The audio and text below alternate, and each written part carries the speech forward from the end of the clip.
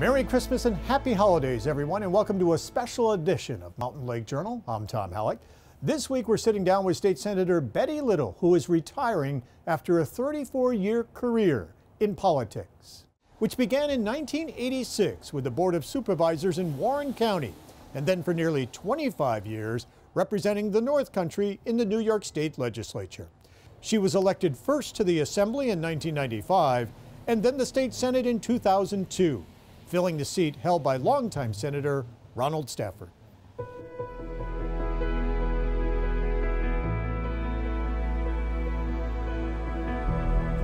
I look at this job, and I do call it a job, but as a real honor, because I feel that I have the honor of representing the really finest and nicest district in New York State. After voters overwhelmingly re-elected her to a 9th term in the New York State Senate, it was a year ago last December that Betty Little announced her decision to retire, saying after 25 years in the state legislature, she felt the time was right to end her long and distinguished career. I really can't say enough about what an honor and real privilege it has been for me to be able to do this.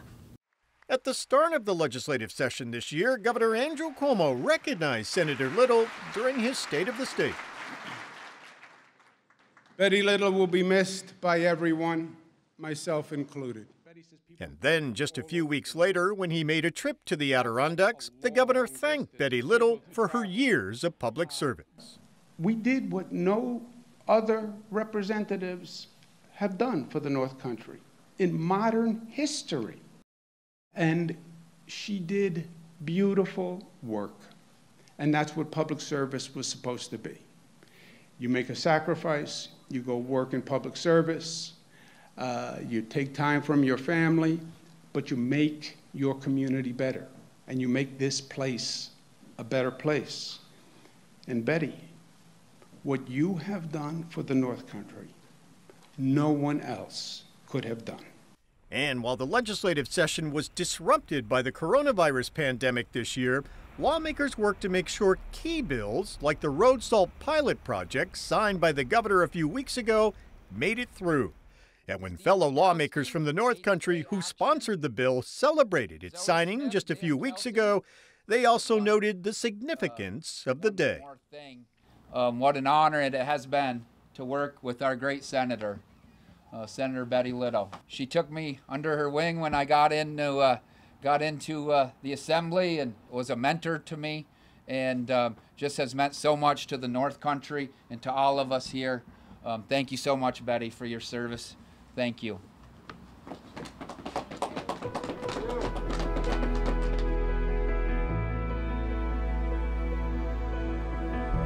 Welcome. It is good to see you. We appreciate you joining us. Oh, thank you. Most of our viewers have heard this fall that you were diagnosed with cancer. So first and foremost, I think everyone wonders, how are you?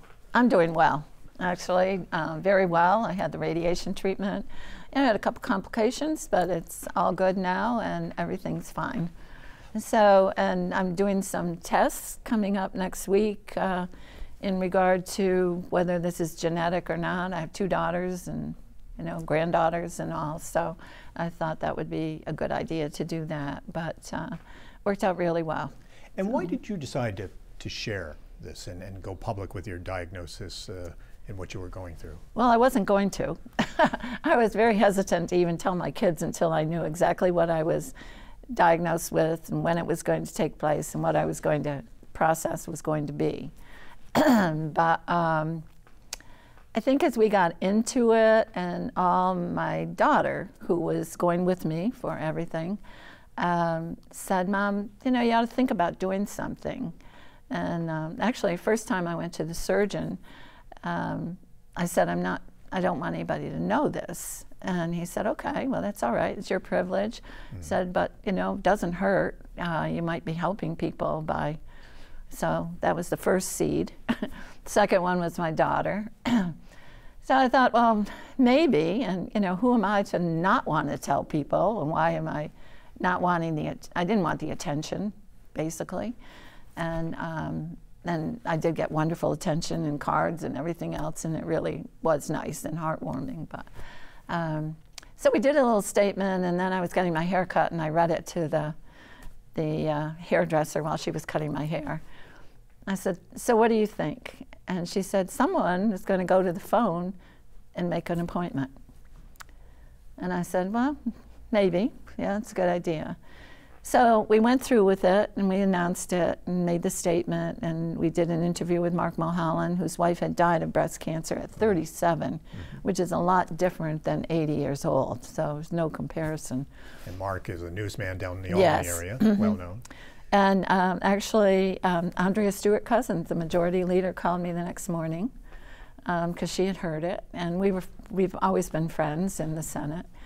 And she said, "I'm calling you because I want to tell you, I called this morning and made an appointment." And she said, "You know, I just hadn't thought that it was necessary as you got older or anything, and so I am a couple years late in doing it," and she said she did it. So, so I guess that was why, and it worked out all right.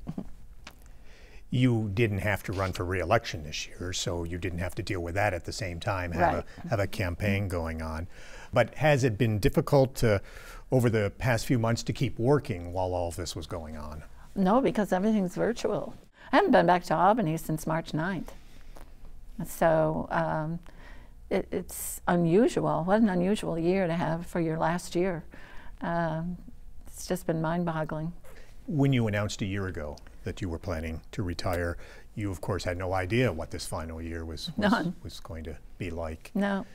Has it been difficult as a lawmaker to try to do the work that you need to do? You weren't able to meet with your fellow senators, and has that been difficult, and has that resulted in the Senate really not getting the work done that you had hoped you would this year?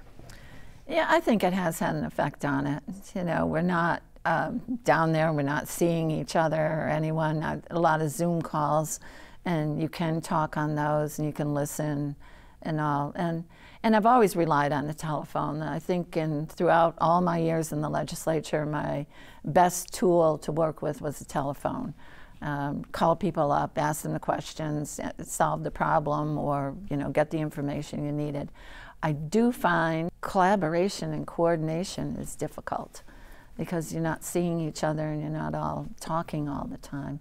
So I've missed that part. This year was difficult because of no face-to-face with people and working with colleagues in Albany and all of that kind of thing. And hardship for people. I mean, people losing their jobs, the effect on the hospitals, the effect on schools, the effect on businesses. So obviously you've felt that, and your constituents have felt it directly. I have, and as much as you try to call and find out why an arcade in Lake George, who has taken out a third of the machines, who has sanitizers all over the place, and has people walking by looking in the window like, why can't I come in?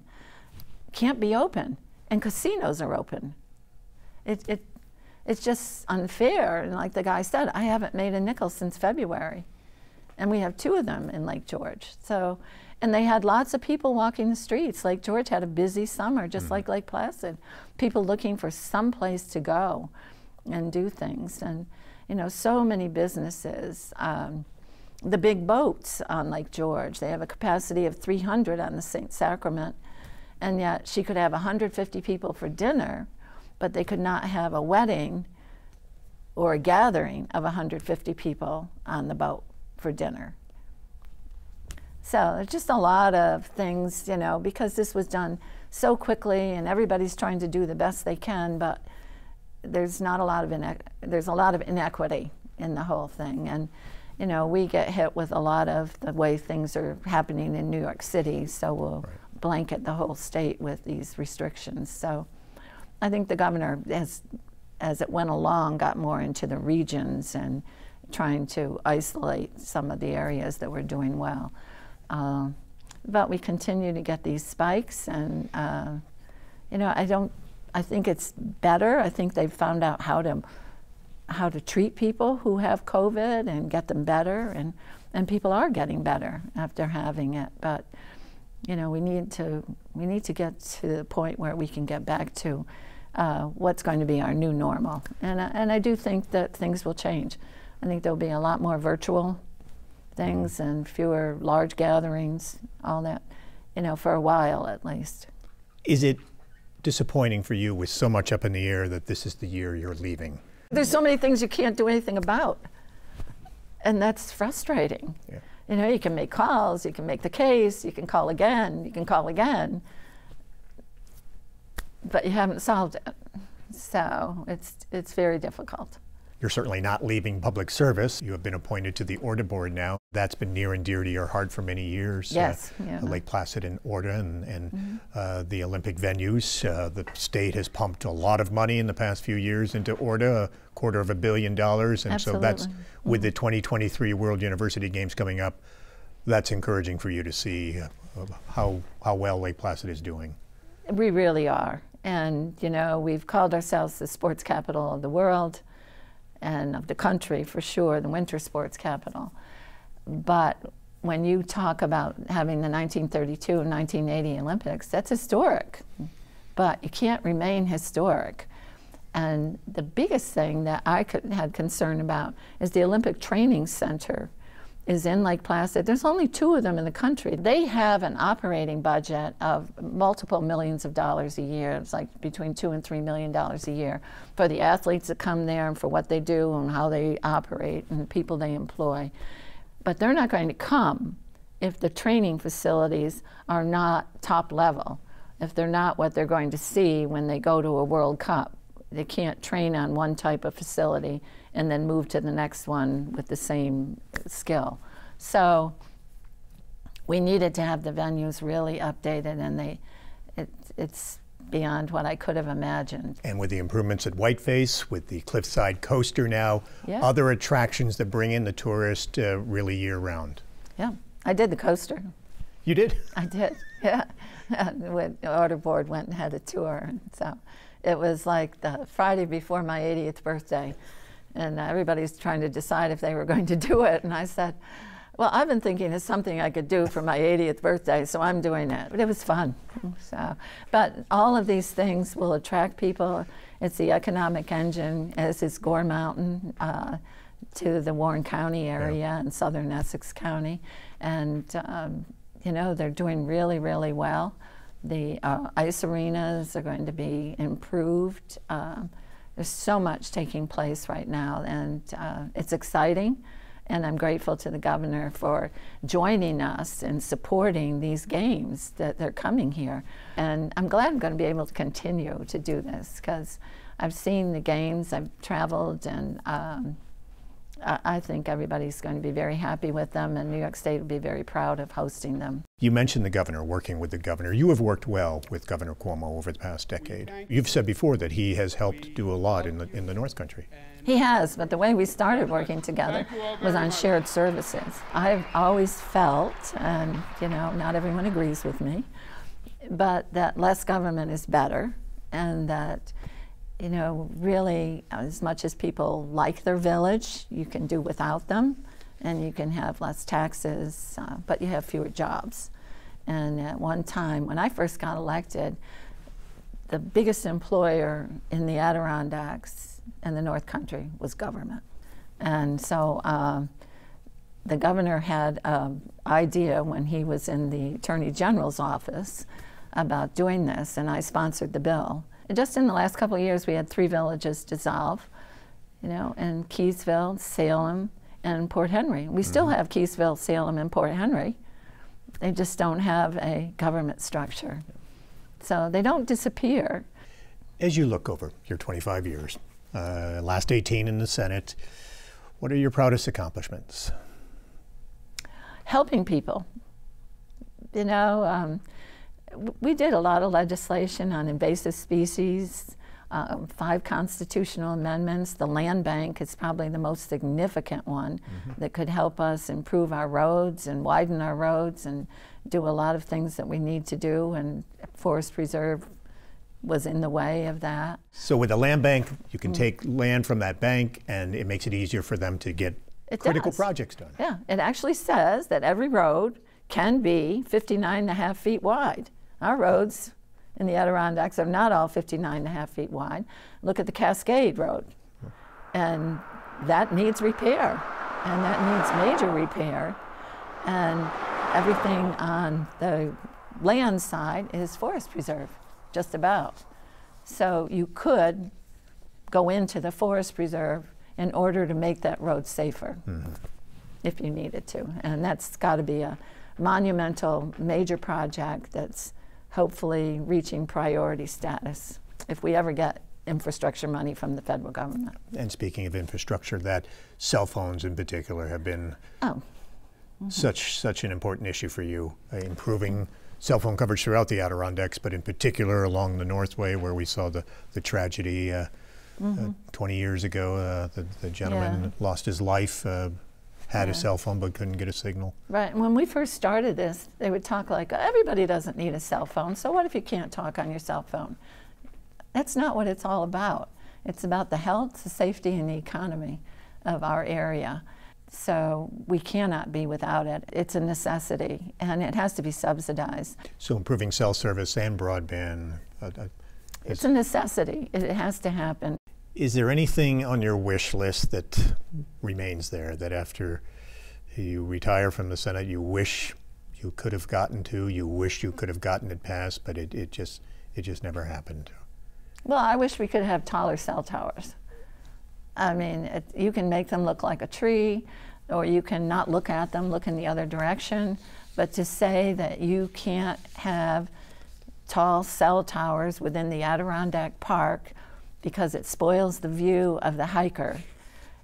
And actually a cell tower can save the hiker if they get injured or lost or whatever, and we've seen it save people and families. It is just absurd, and I just wish that I could have gotten past that and gotten people to agree to that. Other than the legislation you've helped push through the years and the changes you've made, how would you like to be remembered?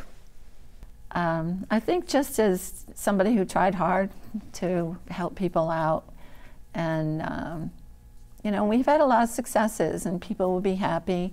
Can't solve everybody's problem though, and hopefully people feel I've been accessible. So I guess that's what I would want. Betty Little, thank you very much for your service for all these years to the North Country and taking I've the loved time. it. I've loved it. I could not think of better career for me. I've loved it. I never anticipated it. I was 19 years stay-at-home mom, you know, and always interested in government, and I've just, it's been beyond my wildest dreams of what I could do and enjoy, and the people I've met. I'll miss it. There's no two ways about it. I will miss it, and but it's been great. You've had a wonderful career, and we have all benefited from your public service. And I've benefited from everyone's vote, so I appreciate that.